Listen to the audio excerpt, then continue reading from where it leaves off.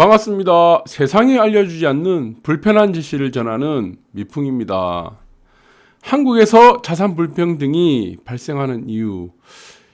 전 세계 어디 가나 자산 불평등은 다 있습니다. 네, 근데 한국적인 기준으로 봤을 때 자산 불평등이 왜 발생하는가? 이 부분에 대해서 간략하게 한번 알아보도록 하겠습니다. 하위 집값 10%, 100만 원 오를 때 상위 10%는 1억 2,600만 원 뛰어오른다. 이러다 보니까 당연히 자산 불평등이 나타날 수밖에 없겠죠.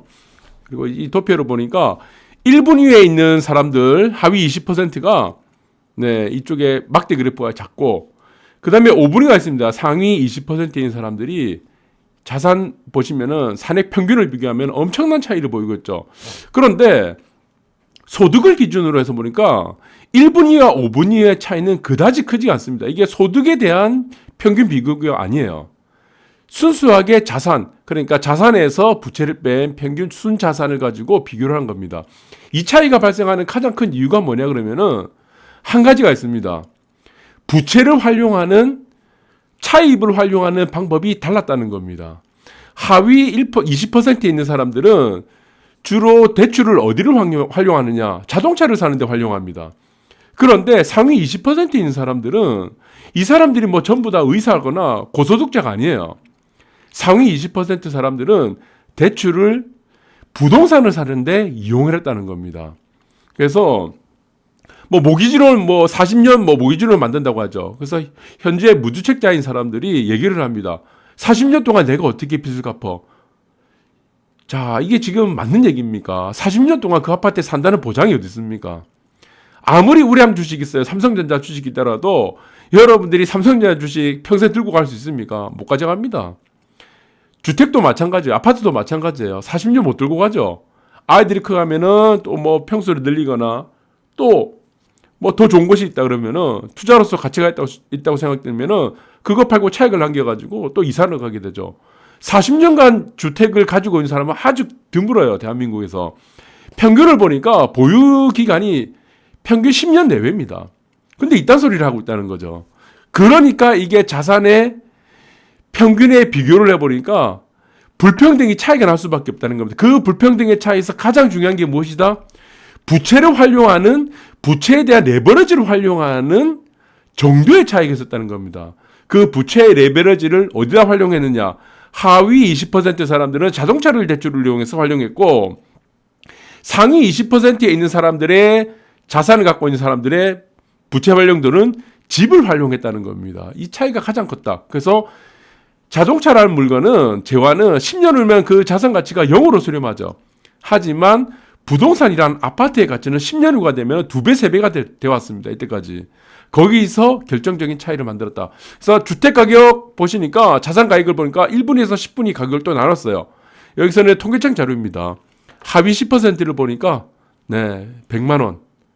상위 10% 보니까 1억 2,600만 원. 그러니까 100만 원 오르는 동안 상위 10%는, 하위 10%가 아파트 가격이 100만 원 오른다 그러면은, 집값이 오른다 그러면은 상위 10%는 1억 2,600만 원이 올랐다는 겁니다. 이 차이죠. 그래서 이 통계 자료에서는 보면은 경향신문입니다. 여기서 보면은 또 유주택자를 분류를 해놓은 겁니다. 여기서 또 무주택자는 아예 해당이 없어요. 100만 원도 오르는 게 없습니다. 무주택자는. 그래서 지금 평균적으로 대한민국의 45%는 무주택자라고 그러죠.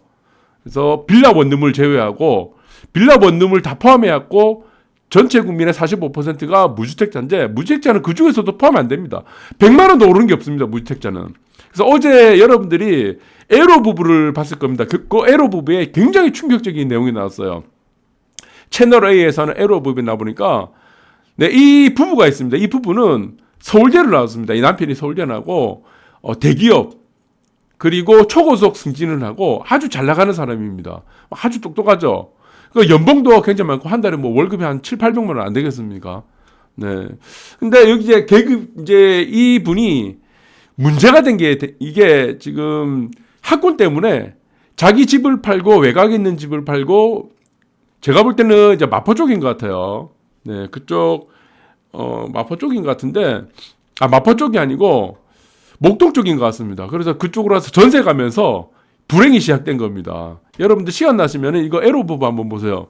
그래서 에로 부부를 보니까 이 목동으로 추정되는 곳에 친구가 이쪽에 또 전세를 살고 있나 봐요. 그때 이주를 했습니다. 전세로 자기 집을 팔고. 그래서 이 남편은 대기업 다니고 초고속 승진하고 S대나고 아주 잘 나가는 남편인데, 그래서 이제 부부끼리가 만나가지고 얘기를 합니다. 그래서 집을 사야 되지 않냐 그러니까 앞에 이제 준영이라는 친구네 가족들이 와가지고 얘기를 하니까 저기 살 계획이 없다 그런 겁니다. 살 계획이 있냐 그러니까 이제 이 남편이 얘기를 하죠. S대 나오는 이 대기업에 나오는 남편이 살 계획이 없다. 그래서 막 서로 막 얘기합니다. 왜 살 계획이 없냐니까 주택 공급 과잉, 뭐 대출 규제, 금리 인상, 막 이딴 소리를 하는 겁니다. 주택 공급이라든가 대출 규제, 금리 인상 영원합니까? 아니죠. 그래서 이 남편은, 친구네 남편은 이거 백수예요. 맨날 놀고 먹는 백수인데 이 사람은 연끌해서 아파트를 사게 된 겁니다. 이 아파트를 사게 된 시기가 5년 전입니다. 5년 전, 2015년도. 2015년도라면은 이제 아파트가 급행열차 달리기 출발선이 딱 준비된 상황이었죠. 그래서 이 남편은 계속 뭐 살 필요 없다. 그래서 이 와이프가 남편한테 설득을 합니다. 집값 오르기 전에 여보 우리 집 이제 살까? 그래서 왜 살까라는 내용을 언급하냐면은 여기 집주인이죠. 전세 살고 있는 이 집주인이 급매로 집을 내놓으면서 이 전세 살고 있는 부부한테 자기가 싸게 팔 테니까 살 용의가 없냐 이렇게 얘기가 된 거죠. 그래서 이 남편이 얘기를 합니다. 지금은 집 살 때가 아니다. 이게 2015년도 얘기입니다. 2014년도 15년도 얘기예요. 그 다음에 이제 남편이 막 승승장구하고 초고속 승진을 하죠. 그래서 막 희희낙낙거리는데 문제가 됐습니다. 이게 한 3년 지나가지고 이게 이제 7억 원 정도 올랐어요. 지금은 거의 한 20억은 조금 뭐 그 정도 되겠죠. 뭐 10억대 후반까지 올라갔으니까 이게 지금 이제 7억에서 12억까지 급상승하게 되는 겁니다. 3년 후에. 네, 그래서 지금 문제가 됐는데 거기다 보니까 또 열받는 게 뭐냐 그러면은 전세금을 또 2억을 올려달래요. 그래서 지금 이 부부가 파탄에 이르게 됐다는 내용입니다. 그래서 이 와이프는 또 불륜에 빠지게 되고 어떻게 지금 집을 마련할까 하다 보니까 네, 개판이 된 겁니다. 이 가족들이. 그래서 여기서 지금 자산 격차가 발생하는 이유가 제가 말씀드렸던 부분들이 이거였다. 그래서 이거 내가 뭐를 켰지? 그래서 이 자산 격차가 발생했던 가장 큰 이유가 무엇이냐? 저는 한국적인 특색들을 우리가 좀 봐야 될 것 같습니다. 우리가 연봉이 많다. 이 부분이 아니에요. 연봉이 많다는 것도 아니고 학벌도 아니었습니다. 학벌. 자산 격차가 발생하는 이유가 무엇이었습니까? 아파트였습니다. 집이었어요. 부동산이었어요. 부동산. 그런데 이 얘기를 한다 그러면은 여러분들이 저한테 좀 의아하게 생각할 겁니다. 왜 아파트만 얘기를 하냐? 주식도 있을 거고 다른 뭐 금융상품도 있을 거고 여러 가지가 있을 건데 왜 아파트를 가지고 자산 격차의 시발점이라고 얘기를 하냐? 이 부분들을 여러분들이 이해를 못하는 겁니다. 이게 시발점이 될 수밖에 없는 겁니다. 네, 여기서 한번 볼까요? 왜 시발점이 됐냐면은 우리가 주식시장을 한번 잠깐 보겠습니다. 주식시장을 보시면은 현재 주식시장 보시면은 이 국면이죠. 이 국면에서 제가 이 한번 꺼드렸죠. 이 위로 가면은 다 팔아라. 그래서 3,150포인트 가게 되면은 다 팔아라 하는데 여기서 이제 피레침이 급상승이 한번 올라갔습니다. 급상승이 올라가고서 이게 급하락이 나오지 않다면은 서서히 플랩 이렇게 걸릴 겁니다, 아마. 그래서 3,150포인트는 올라가게 되면은 3,300까지도 마찬가지로 올라가게 되면 만약에 올라간다면은 이 의미 없어요, 지수가.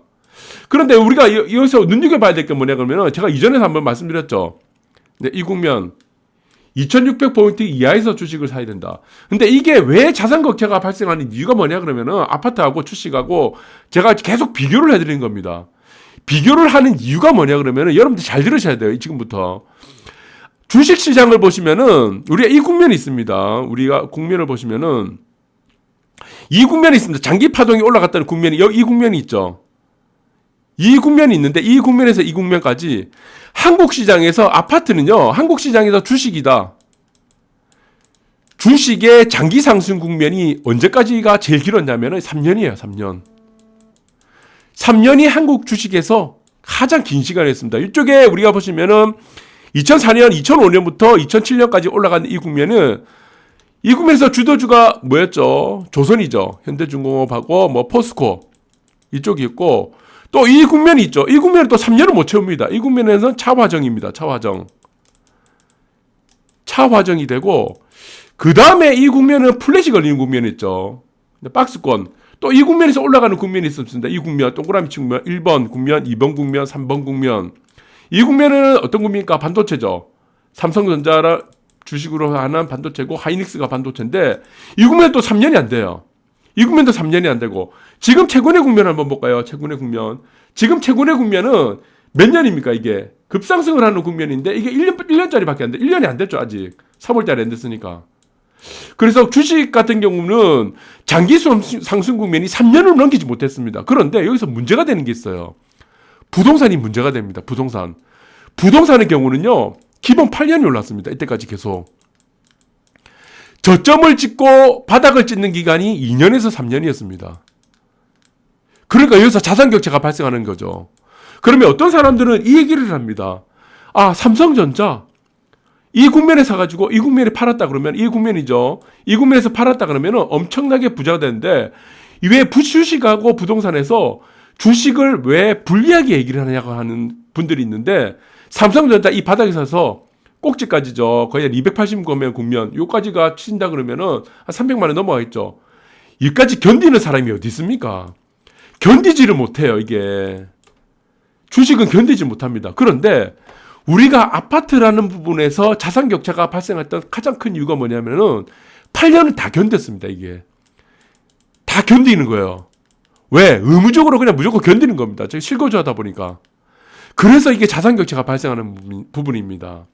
앞으로 보시면은 제가 이 부분을 한번 또 설명을 드릴 건데 한번 또 여기서 보시면은 급락장 만나죠. 저는 이 부분을 분명히 언급해 드렸습니다. 이 봉이 커지죠. 여기서 보시면 플랫이 걸리죠. 봉이 작죠. 봉이 작으면서 그 다음에 올라가는데 여기서 보시면 봉이 굉장히 크죠. 여기서 봉이 크다 그러면 여기서 추가 상승이 대세가 안 나옵니다. 이 대세 상승이 안 나와요. 그래서 제가 이 국면을 1월달 중순쯤이었나 1월달에 계속 언급해드린 부분입니다. 이게 3150포인트에서는 의미 없는 지수 때문에 팔아야 된다. 그래서 여기서 한 번 더 급락이 떨어졌다. 2600포인트에서 급락이 한 번 떨어진다 그러면은 여러분들 주식하는 사람들이 대부분 다 그냥 계좌 작살납니다. 작살나요. 저도 월요일날 마찬가지고 어제 월요일날 해가지고 4%가 이렇게 120포인트가 올랐는데 4% 이익이 안 났습니다. 내 계좌는요. 4% 정도 수익이 밖에 안 나더라고. 이게 수익 내기 힘들어요. 이 장이 왜 그러냐면 이 봉들이 커지기 때문입니다. 플랫이 걸리기서 올라가거나 이쪽에서 보시면은 여러분들이 잘 보시기 바랍니다. 이 깃발 형태가 나옵니다. 여기서 깃발 형태, 박스권 깃발 형태가 나오면서 뚫어버리게 되죠. 여기서 이 국면에서는 뚫어버리는 형태가 된다. 여기서 봉들이 작죠. 그러니까 어떻게 됩니까? 상승하는 여지를 만드는데 이 국면에서 크게 상승을 못합니다. 여기서 그래서 자산 격차가 이게 벌어지게 할 수밖에 없는 이유가 근본적으로 하나가 있습니다. 하나다. 무엇이냐? 상승 기간이 다르다. 한국 시장에서의 부동산은 아파트라고 할게요. 아파트 부동산은 상승 기간이 8년이고 하락 기간이 대충 보면 2에서 3년이다.